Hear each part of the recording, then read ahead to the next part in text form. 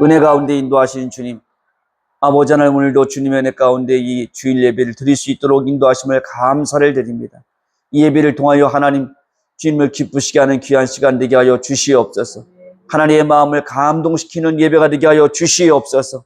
하나님의 귀한 은혜가 임하는 시간 되게 하여 주시고, 병든 자가 치료함 받게 하시고, 마음의 병에 치료받게 하시고, 절망에 변하여 소망이 되게 하여 주시옵소서. 하나님의 기적을 체험하는 하나님 베데스다 연못가에 놀라운 기적의 역사가 있게 하여 주시옵소서.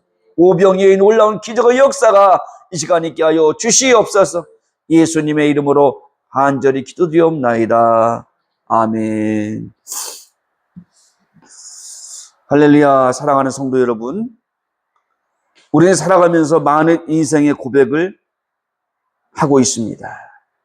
그런데 여러분은 누군가의 사랑이 진짜인지, 그리고 그 사랑이 얼마나 큰지 어떻게 확인을 하고 계십니까? 그 사랑의 크기는 보통 나를 위해서 무엇을 해줄 수 있는가, 대가와 희생을 통해 증명이 됩니다. 오늘 본 말씀은 온 우주를 창조하신 하나님께서 우리를 향해 확증하신 가장 위대한 사랑의 크기를 보여주고 있습니다. 성경 전체 창세기부터 요한계시록까지의 요약의 말씀을 갖다 한 구절로 말씀하자면 요한복음 3장 16절 말씀. 하나님의 세상을 이처럼 사랑하사 독생자를 주셨으니 이는 저를 믿는 자마다 멸망치 않고, 따라합시다, 멸망치 않고 영생을 얻게 하려 하심입니다. 복음이 말하는 세 가지의 진리가 있습니다. 첫 번째로 하나님은 사랑이십니다. 하나님은 사랑이세요.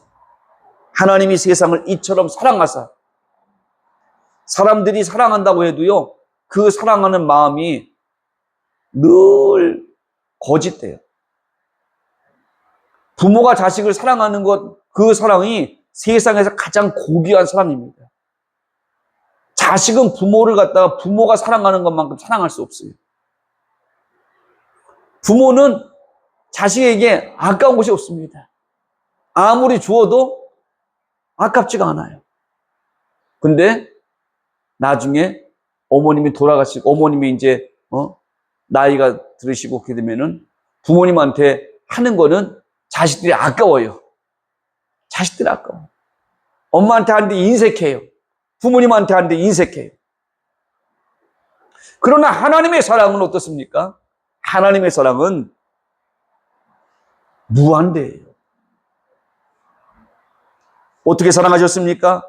아들 독생자 예수 그리스도를 내어주시기까지 우리를 사랑해 주셨습니다. 하나님의 아들 예수님께서 이 땅에 오셔서 십자가에서 물과 피를 다 쏟으시고, 가시면류관을 쓰시고, 채찍에 맞으시고, 십자가에서 고통당하셨어요. 가장 저주스럽고 가장 고통스러운 죽음이 십자가에서의 죽음인데, 그 십자가의 죽으심을 당하셨습니다. 나의 죄 때문에, 여러분의 죄 때문에 십자가에서 고통을 당하신 거예요. 예수님께서 십자가에서 고통을 당하시지 않았다면, 죽으시지 않았다면 우리는 이 시간 예배를 드릴 수가 없어요. 영원한 지옥의 심판을 받아야 마땅한 죄인입니다. 그런데 하나님께서 예수님을 이 땅에 보내주셨습니다. 예수님이 물과 피를 다 쏟으시고 십자가에서 고통당하시고 죽으셨습니다. 그러나 3일 만에 성경 말씀대로 다시 살아나셨습니다. 그 예수님은 곧 다시 오십니다. 하나님의 사랑은 무엇입니까? 하나님의 사랑은 우리가 아직 죄인 되었을 때 그리스도께서 우리를 죽으심으로 하나님께서 그분이 우리를 사랑하신다는 것을 보여주시고 증거해 주시고 나타내시고 확증해 주신 것입니다. 두 번째 사랑은 가장 소중한 것을 내어주신 것입니다. 자기가 사랑하는 사람에게 가장 소중한 것을 주게 돼 있어요. 하나님께서는 가장 소중한 것, 예수님을 우리에게 내어주셨습니다. 오늘 본 말씀 14절 말씀에 보니까 모세가 광야에서 뱀을 든 것 같이 인자도 들려야 하리니, 하나님의 독생자 예수님이 한 분밖에 없는 아들 예수님이에요. 가장 소중하신 분을 우리를 위해서, 나를 위해서, 여러분들을 위해서, 죄인들을 위해서 내어 주신 것입니다. 과거 이스라엘 백성들이 죄를 지어 불의에 물려 죽어갈 때 노뱀을 장대에 달아 높이 달아 그것을 보는 자마다 살려주는 놀라운 기적을 행하셨습니다. 예수님께서 노뱀처럼 십자가에 높이 들리셨습니다. 그 예수님을 믿음으로 바라볼 때, 믿음으로 바라보는 그 순간 구원을 받고 하나님 자녀가 됩니다. 영원한 천국의 백성이 됩니다. 따라합시다. 주 예수여, 내가 믿습니다. 나 같은 죄인을 구원하여 주시니 감사합니다. 진심으로 믿으면 아멘 합시다. 이 고백을 따라한다는 건요, 성령께서 역사해 주셔야 돼요. 아무리 교회를 오래 다닌 사람이라 할지라도 이것을 믿지 않게 되면 그 사람은 지옥 갑니다. 그러나 오늘 처음 나온 사람이라 할지라도 이 사람, 예수님 믿고 구원받는 사람, 하나님의 자녀가 된 사람은요, 영원한 천국의 백성이 되는 거예요. 영원한 천국의 소망을 갖게 된 그런 사람이 되는 줄로 믿습니다. 하나님은 말로만 사랑하시지 않으셨습니다. 가장 소중하신 예수님을 내어주셨습니다. 예수님을 나를 위해서, 여러분들을 위해서, 우리를 위해서 대속물로 내어주셨습니다. 십자가는 하나님이 우리를 얼마나 가치 있게 여기시는지를 보여주시는 영원한 증거입니다. 예수님이 증거가 되신다. 하나님의 사랑의 증거가 되신다. 세 번째로 하나님의 목적은 심판이 아니라 구원과 영생입니다. 16절로 17절 말씀에 보니까 이는 그를 믿는 자마다 멸망치 않고 영생을 얻게 하려 하심이라. 하나님이 그 아들을 세상에 보내신 것은 세상을 심판하려 하심이 아니요 그로 말미암아 세상이 구원을 받게 하려 하심이라. 세상은 종종 하나님을 잘못하면 벌을 주는 무서운 심판관으로 오해합니다. 그런데 오늘 17절 말씀에 보니까 명확하게 말씀하고 있습니다. 예수님이 이 땅에 오신 목적은 우리를 정죄하고 심판하시고 벌 주시기 위해서 오신 것이 아니라 우리를 살리시기 위해서 오셨다는 것입니다. 우리를 구원하시기 위해서 오셨다는 거예요. 우리가 해야 될 결단은 딱 한 가지입니다. 조건 없이 주신 그 예수 그리스도를 나의 구주로, 나의 생명의 주님으로 믿는 것입니다.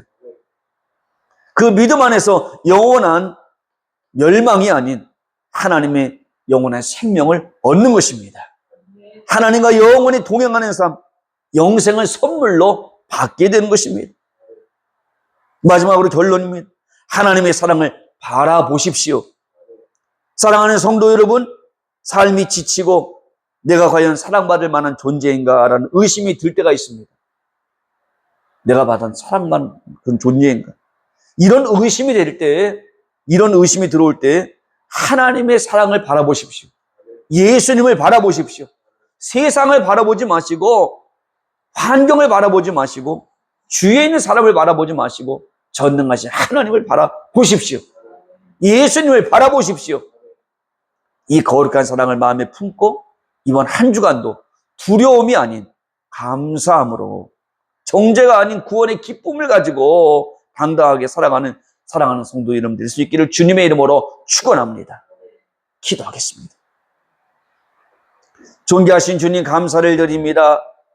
우리를 위해서 가장 소중한 것 예수님을 내어주셨습니다. 하나님의 사랑의 증거입니다. 우리를 얼마나 사랑하시는지 그 사랑은 예수님의 십자가 사건을 통해서 부활의 사건을 통해서 증명되는 것입니다. 오늘 그 예수님을 믿고 믿음으로 고백합니다. 주님 우리와 함께하여 주시고 우리와 동행해 주시니 감사를 드립니다. 주님 다시 오시는 그날까지 주님과 날마다 동행하며 영원한 천국의 소망을 가지고 살게 하여 주시옵소서. 오늘 마음의 병으로 육신의 병으로 고통 가운데 있습니까? 주님의 놀라운 능력을 바라볼 수 있게 하여 주시고 모세가 광야에서 뱀을 든 것 같이 인자도 들려야 하리니 예수님도 들려야 하리니 그 예수님 바라볼 수 있게 하여 주시옵소서. 예수님의 이름으로 간절히 기도드리옵나이다. 아멘.